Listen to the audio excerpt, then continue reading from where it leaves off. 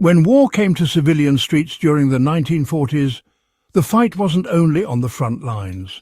Families across Europe and Asia had to figure out how to defend their homes with little more than scraps and stubborn determination.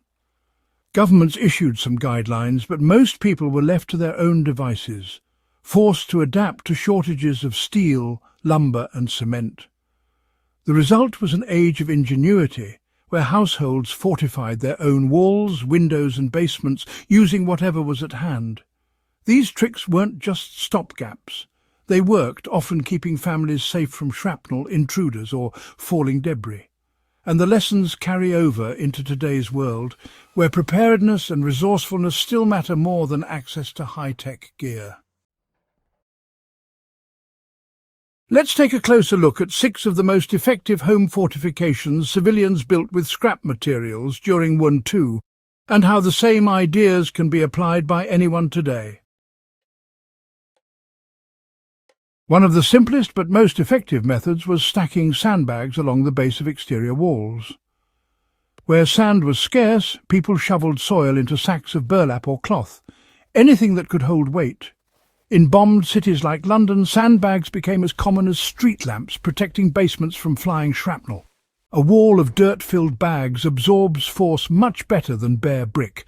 Applied today, the principle is straightforward. If someone wanted to shield a vulnerable side of a house, filling sturdy bags with soil or even gravel creates a dense protective layer. Rural homeowners still use this approach against floods, but it doubles as a defense against projectiles or even the blast from an accident. The key is weight and density, and WWII civilians proved that even scraps of fabric could become life-saving barriers when filled with earth. Glass windows were among the most dangerous parts of a house during bombings. To reduce the risk of shattered glass flying inward, civilians welded or bolted scrap iron into makeshift grills. Old bed frames, bicycle frames and broken farming tools were reshaped into bars, strong enough to hold sheets of wood or to catch flying debris. In some occupied towns, these window grills doubled as deterrents against looters trying to pry their way in. In modern times, someone with access to basic tools could replicate this by salvaging rebar, fencing, or even broken shelving units. A few bolts and brackets can fix these pieces into place across windows. While it won't stop everything, it will slow down intruders and limit glass breakage, making it a cheap, practical upgrade rooted in the same resourceful spirit of WWII. For those who had basements, the war quickly taught that unreinforced stone walls weren't enough. Civilians shored up weak points by lining walls with salvaged timber, scrap planks, and even doors removed from upstairs rooms. Metal sheets pulled from destroyed buildings or junkyards were propped against basement walls to deflect fragments. By layering scrap in this way, families created shock absorbers that could turn a basic cellar into a safe shelter. A modern homeowner could apply the same principle by reinforcing a basement or storm shelter. Old doors, plywood or corrugated metal sheets can be anchored against interior walls to reduce collapse risk. This low-cost layering, born of necessity in the Second World War, is still one of the simplest ways to strengthen any weak structure without advanced tools or expensive materials. When homes were bombed, debris was often swept aside into piles, but clever civilians realized broken brick, stone, and even chunks of concrete could be stacked to reinforce weak entryways.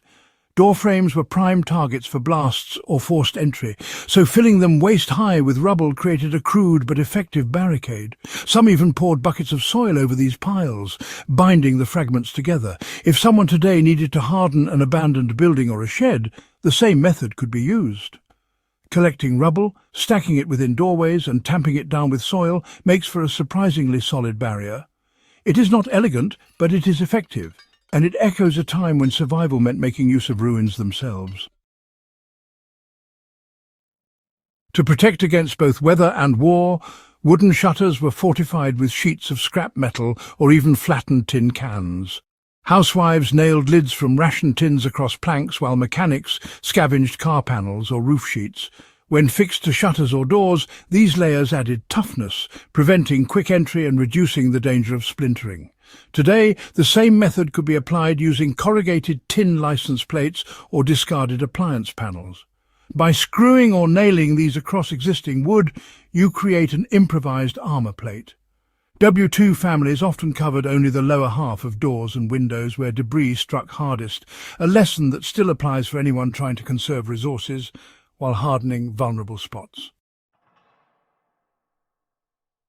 In occupied zones, theft was as great a threat as bombs. Civilians often salvaged barbed wire from farms or twisted scrap metal into jagged fencing. Anything sharp, rusted or tangled enough to slow down intruders was pressed into service.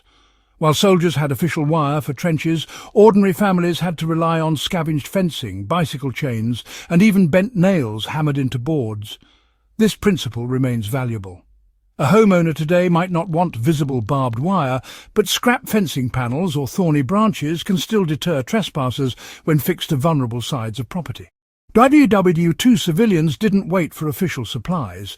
They made deterrence from what was already around them, a mindset that anyone serious about defence can still apply.